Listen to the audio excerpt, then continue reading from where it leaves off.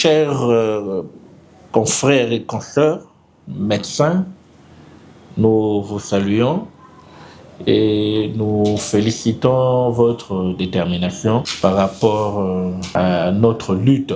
Nous venons par vous dire et vous rassurer, vous féliciter, puisque cette lutte n'est pas une lutte d'un individu. Et au cas où il y a un gain, ce sera le gain de tout le monde, de toute la corporation.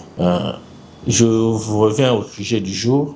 Nous avons été invités le 30 juillet 2025 au cabinet du vice-premier ministre, ministre de la fonction publique, modernisation de l'administration, innovation du secteur public.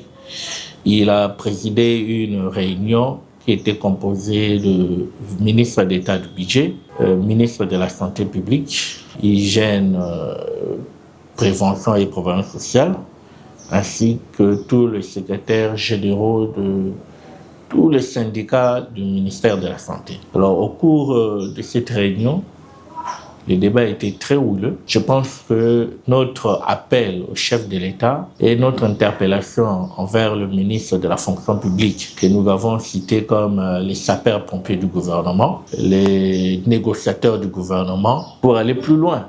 Le dauphin du chef de l'État. Il était présent et il a présenté les faits et les recommandations du chef de l'État envers le membre du gouvernement. Alors, nous passons à notre vif du sujet. Au cours de cette réunion, un PV a été signé. J'ai dit un procès verbal de séance de travail a été signé entre les deux parties. Alors, la fois passée, il y avait une réunion, ils se sont appelés dans une réunion du 12 juillet. On s'était dit ici que tout ce qui a été pris là-bas ne méritait pas du crédit. Nous l'avons dit. Alors, qu'est-ce qui est arrivé maintenant par rapport à la réunion du 30 juillet? Franchement, pour la réunion du 30 juillet, la base a gagné. À la place de 16 milliards, 96 millions promis, cette fois-ci, nous avons gagné 18 milliards qui devraient être payés.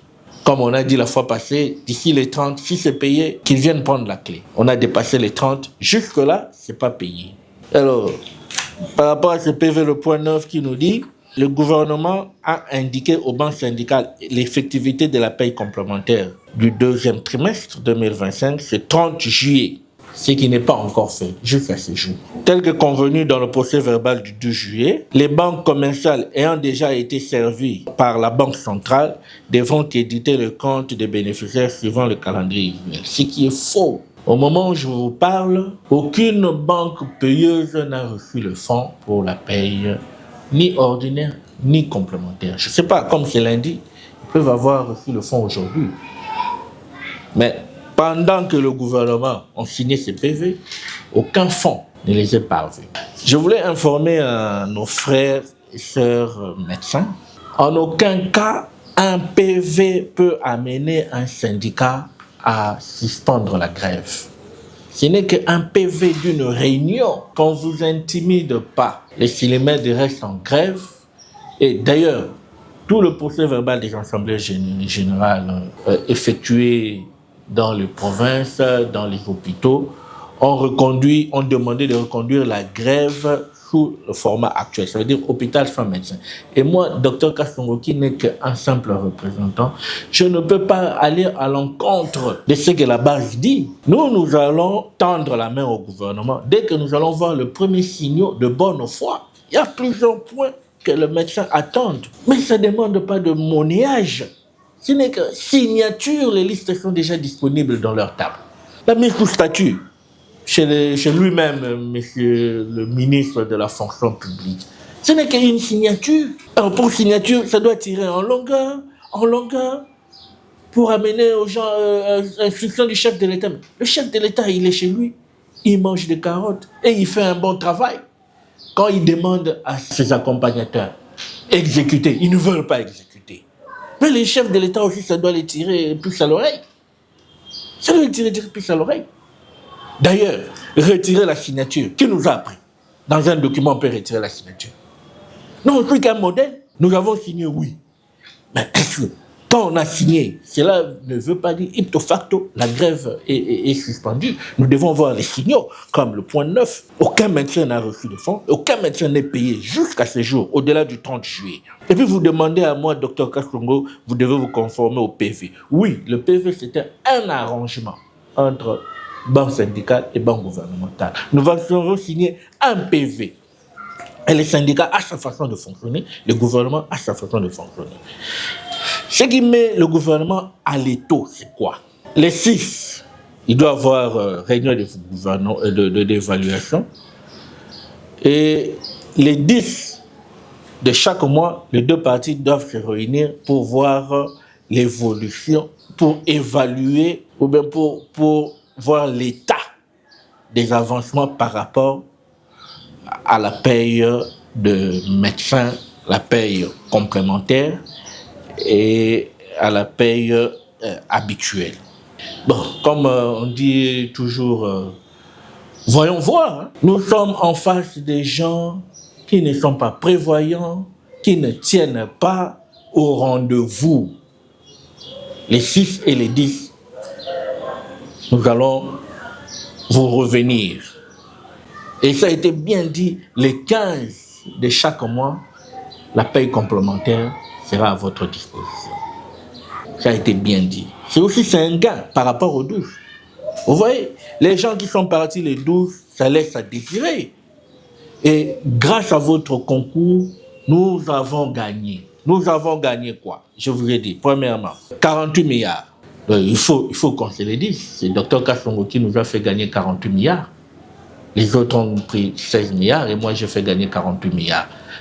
Puisque vous m'avez envoyé, vous étiez derrière moi, la base, pour que ces actions se fassent sentir au niveau du chef de l'État. Qu'est-ce que nous avons gagné? Quoi que c'est couché dans les écrits, les régularisations administratives, qu'est-ce que nous avons encore gagné? Les dates précises pour un bon suivi avec nos partenaires. Qu'est-ce que nous avons gagné?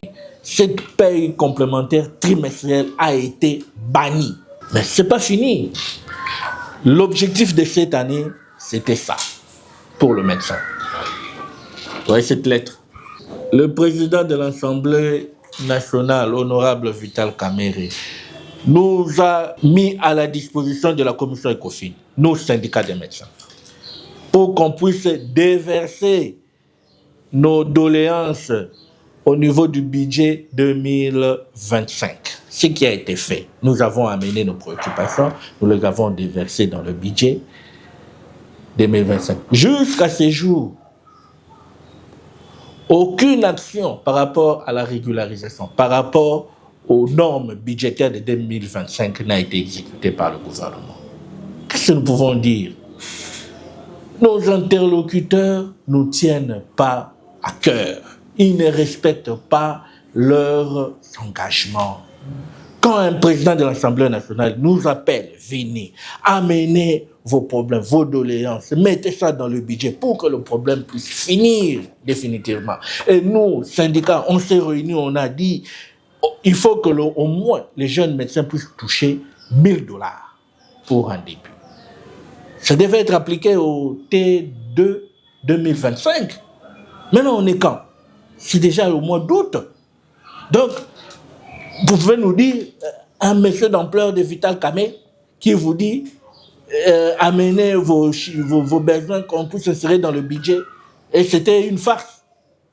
C'est ce que le gouvernement nous fait nous faire croire. Puisque cet argent n'est pas encore payé jusqu'à présent. Mes frères et sœurs, la grève des Silimèdes continue. Comme les différentes assemblées générales, les PV qui me sont parvenus. Et moi, Dr Kasongo, je ne peux pas aller à l'encontre de ma base qui demande que la grève continue sous format hôpital sans médecin jusqu'à la concrétisation. Nous attendons que le gouvernement puisse nous donner ce qu'il a mis dans ce PV, ça veut dire nous payer avant le 30 juillet. Comme ça, dès qu'on a le premier signal d'une bonne gestion du personnel, et nous aussi, nous allons demander encore à la base de se prononcer. Tant que nous n'avons pas vu l'acte de bonne foi, les engagements respectés du gouvernement, nous allons toujours respecter les avis de la base. Je pense que j'ai fini pour mes points de vue, mon allocution d'aujourd'hui. Et je mets en garde tout le médecin directeur qui se mettent à menacer leurs médecins, leurs administrés, qui sont en train de se battre pour une cause noble, pour le bien-être de la corporation de médecins. Nous le mettons en garde que le médecin de Silimède, les médecins sympathisants de Silimède attendent que le gouvernement puisse faire des gestes de bonne foi. Je dis et je vous remercie.